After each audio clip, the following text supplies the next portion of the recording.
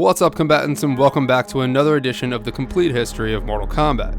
In today's video, we're going to take a look at Shujinko's quest, but before we do, if you'd like to learn more about Mortal Kombat lore and story, head on over to my channel, MK Temple, subscribe, and click the bell to get notifications every time a new video posts. So in this video, we're going to take a step back to a time before the events of Mortal Kombat 1, leading up to the events of Mortal Kombat Deception as we look at Shujinko's quest. Now, the majority of the previous videos I have released have all been in chronological order. I chose to release this video at this time because Shujinko's quest spans across the entirety of the original timeline in the MK universe. So let's jump in. Shujinko's story starts a few decades prior to the events of Mortal Kombat 1. We first meet Shujinko as a child training with Bo Raicho in a small village. Apart from his training, Shujinko also assisted the townsfolk with their numerous problems.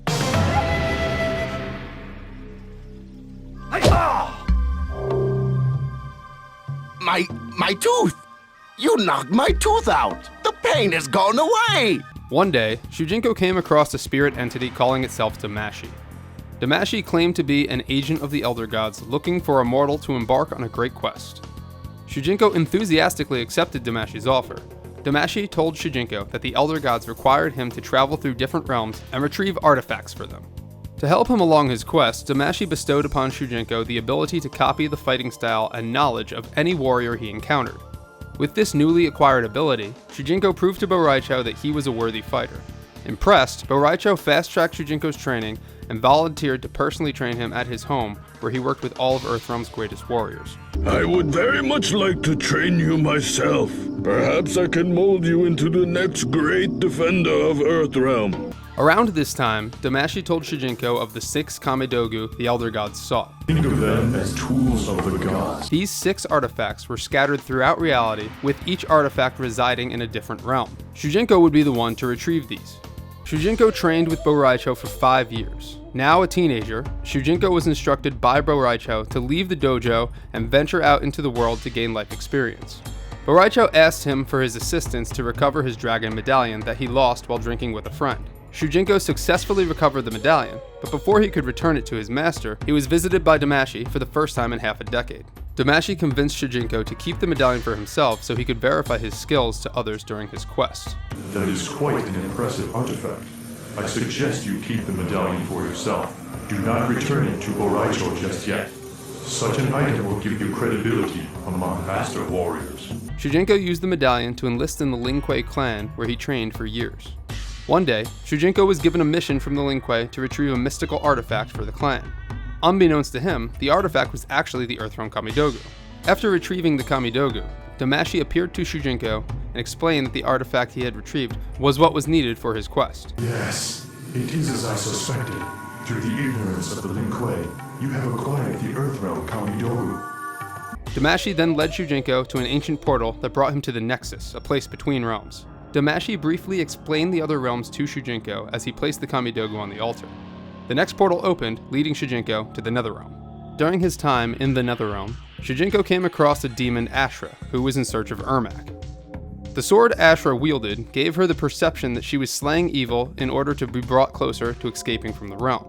Because of this, she had been slaying all of Shao Kahn's Netherrealm allies. Khan sent Ermac to the Netherrealm to put a stop to her. Shujinko encountered Ermac soon after, who told him the history behind the Soul Stones that resided in the Netherrealm. These Soul Stones were constructed by sorcerers millions of years ago. They act as beacons to amplify the powers for beings of magic. Without them, magical powers would be non-existent within the realm. Shujinko helped Ermac find one of the Soul Stones, and Ermac used it to regain his power. He then fought and defeated Ashra. Shujinko spent an untold number of years in the Netherrealm before eventually coming across the Netherrealm Kamidogu. He summoned Damashi soon after, who brought him back to the Nexus. It was at this time that Shujinko was attacked by a proclaimed champion of the Elder Gods attempting to put a stop to his quest. The two battled, and Shujinko came out victorious. Shujinko placed the Kamidogu on the altar, and the next portal opened, bringing him to Chaosrealm. While in Chaosrealm, Shujinko came across the Cleric of Chaos himself, Havoc. Havoc explained that Seido guardsmen from the Realm of Order were seeking to control the water supply within Chaosrealm. Shujinko offered to help rid him of the guardsmen. In return, Havoc would teach him his fighting skills in his own chaotic way. Impressed with Shujinko's skills, Havoc gave Shujinko the key to a labyrinth that housed the Chaosrealm Kamidogu.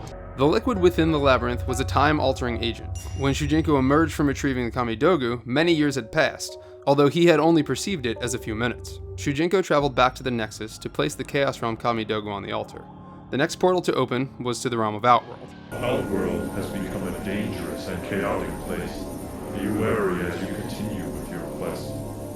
While in Outworld, Shujinko was attacked by Melina. He managed to fend off Melina's attack, which left her very impressed. Melina then asked Shujinko for his assistance. The Tarkatan Horde had been ordered to overtake the Outworld city of Lei Chen. The overlord of the city refused to bow down to Shao Kahn's rule. What if the overlord refuses to surrender? Everyone in the city will be slain. Melina asked for Shujinko's help in getting the overlord to give up his city to Khan. If the overlord refused, the entire city would be slaughtered. Shujinko pled with the overlord, who refused to bend the knee to Shao Kahn. The overlord told Shujinko that if word of their struggle were to reach Seido, the realm of order, Seidan guardsmen would travel to Outworld to lend their assistance in fending off Khan's advances. The overlord explained that he would need to offer Seido something in return for their assistance, and because of heavy taxation from Shao Kahn, his city had nothing to offer. The overlord told Shujinko that there was rumors of a priceless artifact in the living forest, and if he could retrieve this, he might be able to use that to pay the Seidan guard. Once in the living forest, he found the Outworld Kamidogu, but in order to retrieve it, he had to defeat Jade, who was also looking for the artifact. Shujinko succeeded in defeating Jade. With nothing left to offer the Seidan guardsmen in exchange for their assistance, Damashi suggested Shujinko offer control of the Outworld city of Lei Chen. Shujinko questioned Damashi's suggestion, but in the end knew the outcome would be better than the people of Lei Chen being slaughtered. But I have given my word that I would bring back help from the realm of order. How will I broker a deal with them if I cannot offer the Kamidogu? The point is moot. You cannot enter the realm of order without placing this Kamidogu on the altar. If indeed you wish to aid the overlord, I suggest you offer the command of the city to the Seidan militia. Shujinko then made his way to Seido. Shujinko asked Seidan guardsman Hotaru for help in defending Lei Chen against Shao Kahn. Hotaru told Shujinko that he would help the city of Lei Chen, but only if Shujinko assisted him in breaking up a riot from a growing rebellion. Shujinko agreed, but before he could help Hotaru, he needed to go through training to become a Seidan guardsman himself. I guess Hotaru wasn't that busy after all, if he had the time to train Shujinko with a riot going on. Congratulations. You are now an honorary member of the Seidan Guardsmen. Go now and defeat the leader of the resistance. His name is Darius. After being named an honorary member of the Seidan Guard, Shujinko helped Hotaru break up the riot in Orderrealm by defeating their leader Darius. Hotaru made good on his word and traveled to Outworld to fend off the Tarkatan Horde from invading Lei Chen. Hotaru then took control of Lei Chen in the name of Seido. Shujinko traveled back to the Nexus where Damashi appeared with good news. Shujinko, I bring good tidings. What do you mean, Damashi? You have sacrificed much in your service to the Elder Gods these long years.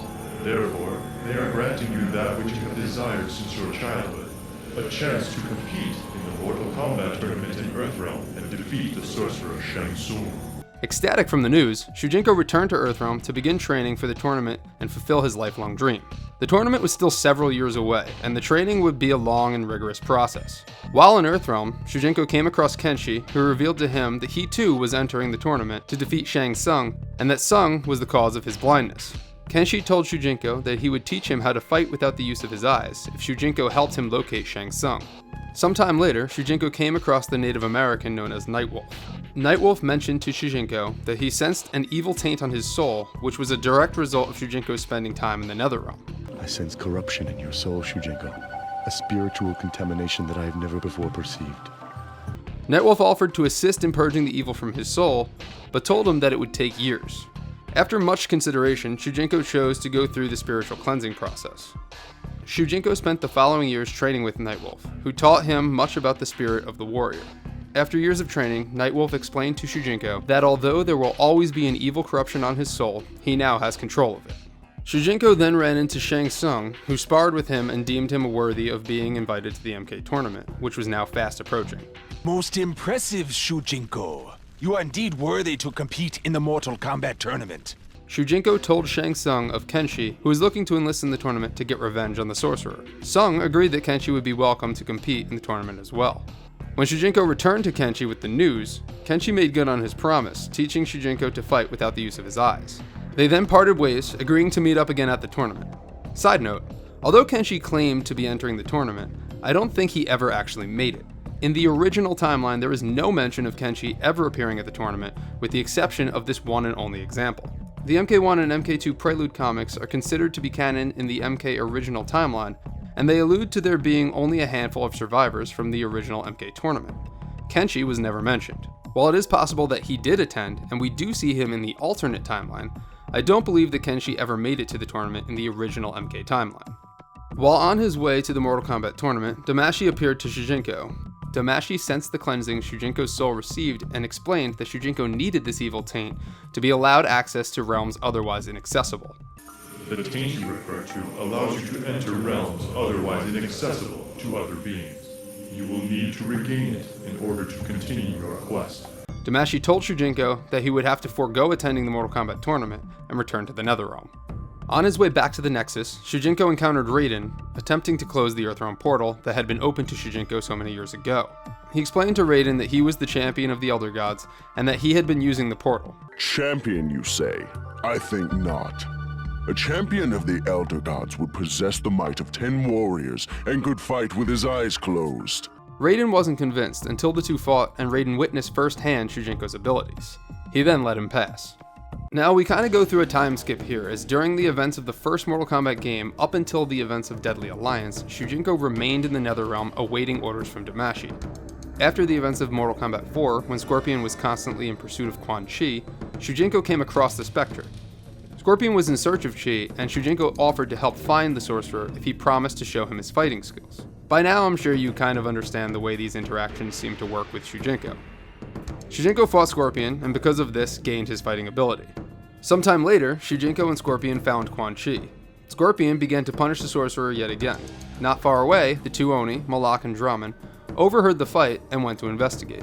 This is the point where Malak and Draman ally with Quan Chi at the beginning of the story of Mortal Kombat Deadly Alliance. I explained this in my last video.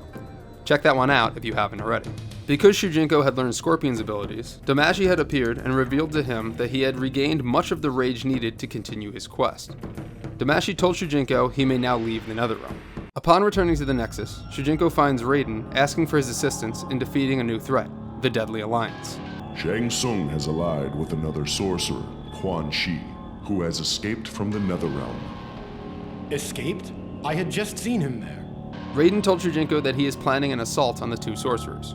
Shujinko agreed and made plans to meet Raiden in Outworld. Once in Outworld, Shujinko never got his chance to meet up with Raiden. Instead, he was ambushed by Kano and the growing army of the Deadly Alliance. At this time, the Deadly Alliance were enslaving the civilians of Outworld and forcing them to build a palace for Shang Tsung. Seeing as he was up against too many adversaries for him to take on himself, Shujinko was taken prisoner and brought to a camp where he met Lin Kuei. Lin Kuei explained her plan to Shujinko: get close to the Deadly Alliance by winning one of their tournaments they were holding, and then strike them down. In the time being, Shujinko agreed to help her train. After training, Shujinko came up with his own plan, and told Lin Kuei that he would attempt to break free of the prison camp and travel to the Outworld city of Lei Chen to ask Hotaru for assistance against the Deadly Alliance. Unbeknownst to Shujinko, he entered the city of Lei Chen after their curfew, and for this, he was arrested, because Orderrealm. He was then transported to Orderrealm, where he remained in a cell awaiting his trial. Now here's where the MK canon seems to get a little confusing. Mortal Kombat Deception's conquest states that Shujinko remained imprisoned for an untold number of years. But this could not be true because we know that the events of Deception immediately followed the events of Deadly Alliance. And I, as well as the rest of the MK community, find it very hard to believe that the events of Deadly Alliance lasted several years. Shujinko could have been imprisoned for a few months, or it's also possible that time moves much more quickly in Orderrealm, and that years could mean days in Outworld. We've never got a definite answer to this plot hole, so this is still up for speculation. After sitting in a Seido prison for some time, Shujinko was being prepared to stand trial when the mercenary Dairu sprung an attack, killing the Seidan guardsmen that were guarding him. Dairu explained that Damashi had hired him to break him free as he needed him to complete his quest. An associate of yours was concerned that certain obligations you have to him are not being met. I was contracted to remove any obstacles you might be facing. In search of the Orderrealm Kamidogu, Shujinko traveled to the Seidan courtroom where he came face to face with Hotaru. Hotaru attempted to arrest him for breaking free from his cell. Shujinko defeated Hotaru and took the Orderrealm Kamidogu with him. Back at the Nexus, Shujinko placed the Orderrealm Kamidogu on the altar. He had but one Kamidogu left, the Edenia Kamidogu. After traveling to Edenia, Shujinko tells Damashi how disenchanted he has become with his quest and demanded an explanation. Damashi told Shujinko of the One Being, and how the Elder Gods defeated him using the Kamidogu and then scattered them throughout the realms to keep the One Being at bay. Damashi then told Shujinko that he sensed another presence in Edenia that was after the final Kamidogu, and that it was Shujinko's duty to find it before this other presence could. Failure to do so could resurrect the one being and bring an end to all of existence. Upon entering Edenia, Shujinko encountered Katana, who explained that her mother was being held captive. Shujinko offered to help free Sindel while Katana traveled to Earthrealm to deal with the ongoing war Edenia was engaged in. Shujinko traveled to Sindel's palace, where he fought and defeated Tanya and freed Queen Sindel. In a show of gratitude, Sindel made Shujinko a knight in the Edenian army and issued him a quest. His quest was to take the Edenian Kamidogu to the Elder Gods. Shao Kahn seeks a powerful item, one that has been kept hidden in Edenia since before our recorded history. It must never fall into the hands of the Emperor of Outworld. Take this Kamidogu and return it to the Elder Gods. They will know what to do with it. On his way back to the Nexus, Damashi explained to Shujinko that he will finally receive a physical body and will be reborn in Outworld after the Kamidogu are reunited. Once Shujinko reached the Nexus, he was confronted by Scorpion, claiming that he was sent by the Elder Gods as their champion to halt Shujinko in his quest before it was too late. As good as a fighter Scorpion was, he was no match for Shujinko, who had gained a lifetime of fighting knowledge from some of the most skilled fighters in all of the realms. After defeating Scorpion, Shujinko placed the final Kamidogu on the altar, completing his quest. At this time, in Outworld, the last known dragon egg hatched, and the spirit of Onaga, the Dragon King, used Reptile's body as a vessel. Reptile quickly transformed into Onaga. Onaga was then transported to the Nexus, confronting Shujinko. It was finally revealed that Onaga had been playing Shujinko for a fool throughout his entire lifetime, and that his quest had been one giant deception. Get it? Damashi does not exist. The avatar you see before you is merely a projection of my consciousness. I manipulated this astral puppet from beyond the boundaries of death, and in turn, manipulated you. Onaga explained that there was one more artifact he needed, the Amulet of Shinnok. This was in the possession of Quan Chi in Outworld, and after Onaga obtained this as well, he will have ultimate power. Onaga rushed Shujinko, who managed to escape through the Earthrealm portal. Onaga quickly lost interest in pursuing Shujinko, and instead devoted his time and energy to retrieve the amulet from Quan Chi. Onaga then took the 6th Kamidogu, which granted him immense power, and traveled to Outworld. Onaga arrived at Shang Tsung's palace during the final battle between the Deadly Alliance and Raiden. In an effort to stop the Dragon King, Raiden caused a massive explosion, which presumably killed both members of the Deadly Alliance and the Thunder God. Hint, it didn't. Onaga obtained the amulet, and now has what he needs to shape the realms as he sees fit. Hey, thanks for watching my video. In my next video, we're going to go over part 2 of my Mortal Kombat Deception story, The Return of the Dragon King. If you're looking for more Mortal Kombat lore and story, head on over to my channel, MK Temple. Please subscribe and hit the bell to get notifications every time a new video posts, and I'll see you next time.